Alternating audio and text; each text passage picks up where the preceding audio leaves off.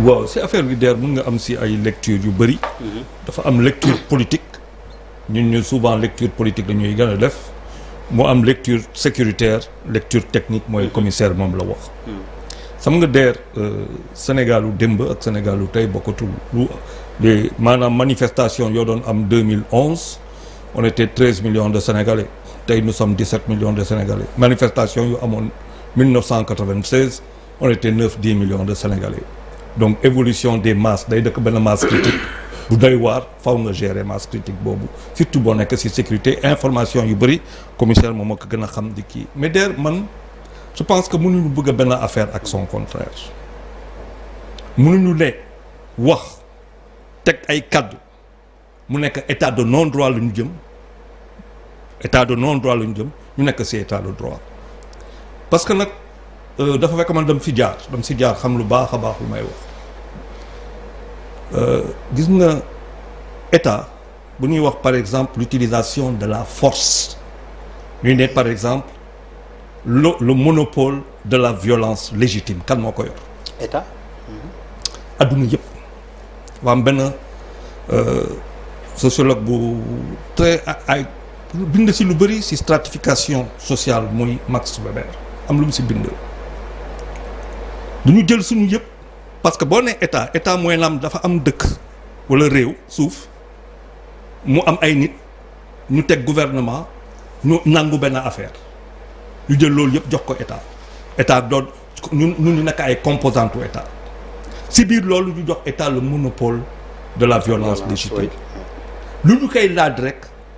mooy que dafa am ay xeex yoo xamante ne dañ koy xeex muy l'opinion publique muy la société civile muy les journalistes ñu xeex ci loolu ba nga xamante ne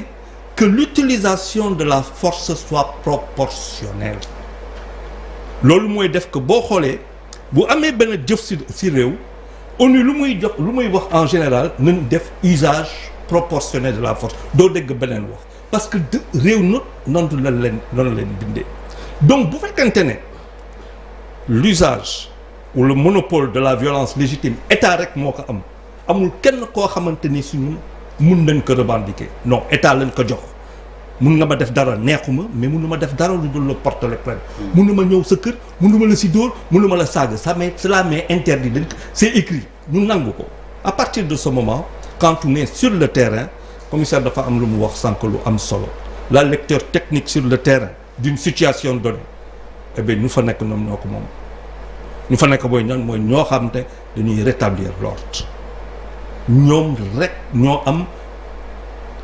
capacité boobu habilité parce que ce sont les délégataires justement état daf leen délégué daa ne état lu moom daf leen ko jox délégué ko pour que ñoom ñu nekk ci terrain ba pour nous assurer la sécurité des personnes et des biens la circulation des personnes et des biens mu am leneen loo xamante ne parce que dama la ne pourquoi ma jaar ci dafa fekk dem ci liggéeyoon man 2012 da ngay wax souvent mais dama doon xool toujours que par exemple ci tali bi lan la ma code de la route permettre oui. dafa am ay articles yoo xamante ne ku ma àndaloon c'est pas n'importe qui bu ñu jàpp ci ay wax yooyu bu ñu ci jàpp boo demee ci article 11 du troisième titre de code de la route article boo xamante ne loi 2002-30 de 2002 adopté par l'Assemblée nationale dafa am lu mu wax ci occupation de la route ci kaw loolu rek mën na la daaneel c'est de 3 mois à 5 ans de prison obstruction constat d'une obstruction nit ñi dem ñu ñëw tey la jàpp la ci loolu mën nga daal ça veut dire tout a été fait malheureusement pour qu'on en arrive là wax naa ko du benn du ñaar du ñett dafa am foo xamante ne fooy woote boo fa woote war a daje ci terrain techniquement ak sécuritairement dafa am ñu ko moom maintenant la lecture politique on peut l'avoir aussi lecture politique mooy lan mooy que cette affaire Ousmane Sonko ne peut pas être humilié parce que c'est une balafre sur notre démocratie affaire bi nga xamante ne ñi ñëw di jël Ousmane Sonko génnee ko du point de vue lecture politique mais c'est pas quelque chose qui fait du bien au président Macky Sall et à l'administration Sall c'est pas quelque chose qui fait du bien à notre démocratie ça c'est la lecture politique qu'on peut avoir dans tous les pays du monde lan lañ gis techniquement ku ta nekk ci biir loo xamante ne mooy liggéeyam et il a le monopole de cette violence que lui confèrent les lois que lui donne la loi que lui donne tout mu génnee nit ki violenté wu ko yóbbu ko techniquement mu def lu muy def dugal ko ci oto yóbbu ko këram mu ñibbi génn wàccare politiquement ñu xool loolu mais qu'est-ce que les gens vont dire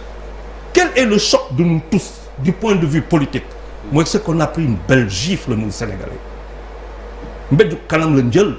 suñu Sénégal nga xamante ne dafa am ñu ci liggéey démocratique pour mu taxaw ak loolu yëpp pour qu'on en arrive là mais pourquoi on en est arrivé là moi ma question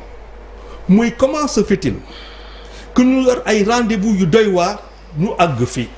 ba nga xamante ne il y a benn keroog dama wax fi processus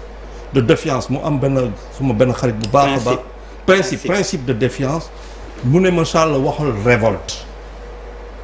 comment on en est arrivé maa ngi koy nuyu bu baax a baax suma xarit bi comment on en est arrivé à ce que ce sentiment de révolte ne fi ba nga xamante ne léegi da nga bëgg a taxaw ne da ngay face à face ak takk der gendarme des gendarmes qui sont là pour assurer ta sécurité et ta sûreté nga toog fi yor ay policiers mais boo bëggee def face ak ñoom mais dootuñu wax politique parce que dootuñu wax politique la première chose que tu fais tu assures la sécurité des autres la circulation de tout c'est-à-dire yow tu deviens un élément à isoler mooy lu mu wax un élément dans un dispositif sécuritaire kooku dañuy jël n'importe quel spécialiste en sécurité rawatina bu nekk ci ay kuréel yoo xamante dafa bokk ci ay yoo xamante ne délégation la ko état jox kooku bu waxee ak yow da ngay toog looloo tax day baax bu ñuy politique day baax ñu toog di wax ak nu ñu war a wax pour éviter yenn yi parce que man je disais lii mënatul continuer maa ko fi wax ba ma wax ko dama ne bon nañ continuer dinañ fi gis luñ fa waroon gis mais lan luñ fi waroon gis heureusement il est rentré chez lui on a assuré sa protection maintenant nous Sénégalais fiers de notre démocratie ah oui parce qu'on en est fiers dañu xeex dañ ci xeex ñun ñëpp a ci xeex et Sonko est un élément important dans la lutte pour cette démocratie là il faut que ñu nangu ko pourquoi maintenant il s'est radicalisé il faut que ñu analyser ko faut que ñun Sénégalais tey ñu toog comment l'affaissement de notre justice fait que plus personne n'a confiance comment se fait-il que quelqu'un peut regarder un procureur ne ko il ment te dara du la ci fekk man bu ma ko waxee ñu ñëw tëj ma yow boo ko waxee Bamba ñu ñëw ñu tëj la donc on a une justice à deux voies maintenant deux poids kenn mën na toog ne le procureur ment dara du ko ci fekk. Il ne peut pas mentir un procureur. Tu ne peux pas dire le procureur ment. Non, je demande, je pose une question.